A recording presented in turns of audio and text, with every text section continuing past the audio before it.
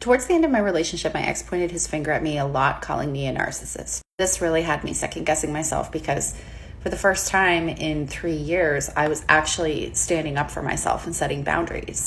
As a people pleaser, these acts of self-care felt aggressive. So him calling me a narcissist really had me second guessing myself. The biggest difference between an emotionally healthy person and a narcissist is one's ability to demonstrate empathy. So if you're in a relationship and you're questioning if you're the narcissist, start looking for demonstrations of empathy.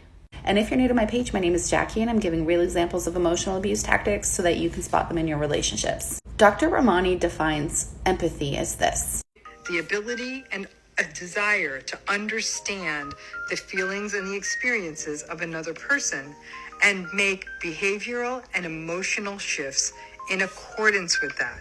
So how does somebody demonstrate empathy? Do they listen to you without interrupting? This was impossible for my ex. He would interrupt me every time I spoke. It didn't even have to be an argument. It could have been a regular conversation, but he would constantly cut me off. And eventually I would say to him, "Would you just let me finish my sentence?" And then he would accuse me of interrupting him and tell me that I never let him speak and that he feels unheard and that I'm defensive. I'm sorry, what? I would consider this reactive abuse. Do they try to understand your perspective by asking clarifying questions? Yeah, my ex wouldn't do this. He would jump to conclusions and make assumptions about the intent behind my actions and then react to that without asking a single question.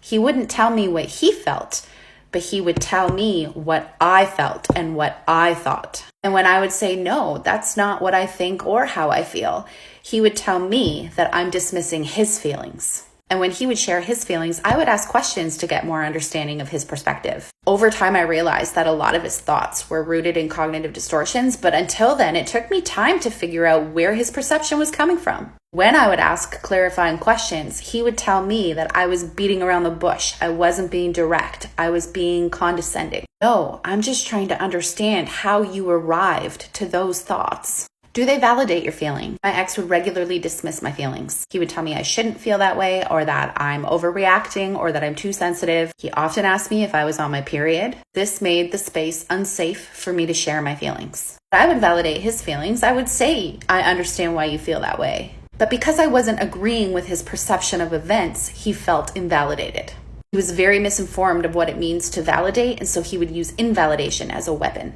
Sometimes some people might not always be aware that their behavior impacts other people. But once you tell these people that their behavior was hurtful, they make adjustments. And that is demonstrating empathy. A narcissist will not make adjustments. They will not think about how their behavior affects other people, even when you tell them that their behavior is harmful.